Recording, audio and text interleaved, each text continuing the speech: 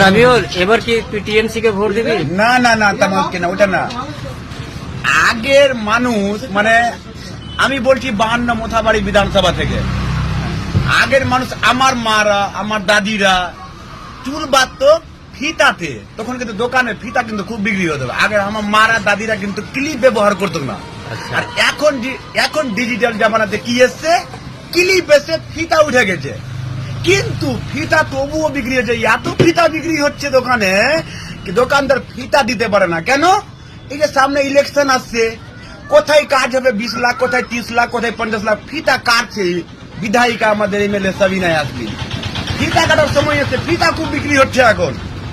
আমি বিধায়িকা সাবিনা ইয়াসমিনকে বলবো, আমি 52 মোথাবাড়ি বিধানসভা গঙ্গাপ্রসাদ জিপিতে আছি। আমি আমাদের মোথাবাড়ি মাটিতে এমন একটা সরকারি কাজ দেখান কি ঝকঝক করছে।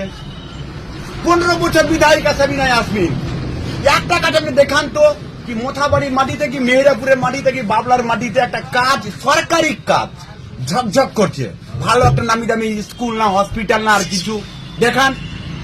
ওই জন্য বলছি 15 বছর রাজনীতি করেছি, ভোট দিয়েছি, সাপোর্ট করেছি, সবকিছু করেছি, কিছু তো পাই না।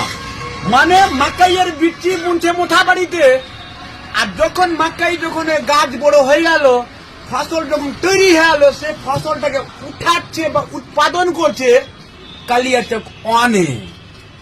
ঠিক আছে, কিছু তো পাই না। আমরা মূর্খ হোক, যাই হোক, তাই হোক না কেন, মোথাবাড়ি বাসিন্দা, মোথাবাড়ি ক্যান্ডিডেট দেখতে চাই। 1 নম্বর ব্লক থেকে এসে তুমি 2 নম্বরে আমাদের মানে কি করছে, সিকিউরিটি গার্ড দিয়ে বুঝছে, আমরা সবই দেখতে পাচ্ছি 15 বছর থেকে। কি দেখবো, কি করবো, কিছু তো বুঝতে পারছি না আমরা। বলছিলাম মোথাবাড়িতে কি চাও?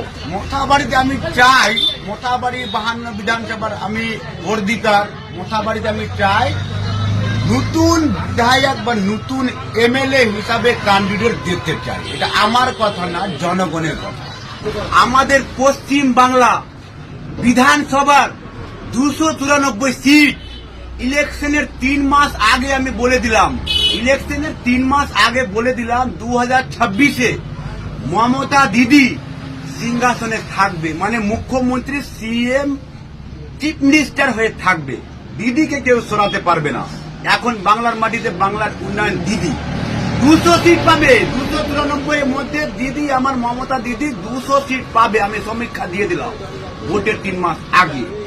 কিন্তু মোথাবাড়ি, কিন্তু 52 মোথাবাড়িকে আমি বলবো, 52 মোথাবাড়ি বিধানসভার আমরা ভোট দিকার, কিন্তু 52 মোথাবাড়িতে আমরা নতুন মুখ দেখতে চাই মোথাবাড়ির ক্যান্ডিডেট হিসাবে। কালকে যেটা ভিডিও পোস্ট হয়েছিল, অনেক ধরনের অনেক রকম কথা মানুষ আমাকে বলেছিল।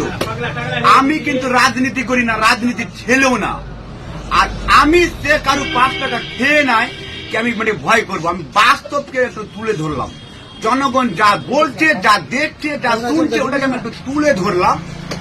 এই তো কথা হলো কি, আমি মানুষ অনেক ধরনের কথা আমাকে যাই বলে, আমি রাগও করিনি।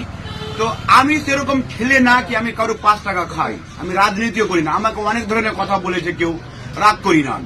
আমি একটু বাস্তবকে নিলাম। কিন্তু আমি যেটা বললাম ফার্স্ট হেডলাইনটাতে, ওই হেডলাইনটা আমার পুরো একদম হিট হেডলাইন। দিদি আমার 26-এ বিধানসভাতে থাকবে, 200 সিট পাবে, এটা সমীক্ষা। কিন্তু 52 মোথাবাড়িতে আমরা নতুন মুখ দেখতে চাই, বা 52 মোথাবাড়িতে নতুন এমএলএ বিধায়ক হিসাবে আমরা দেখতে চাই নতুন মুখ।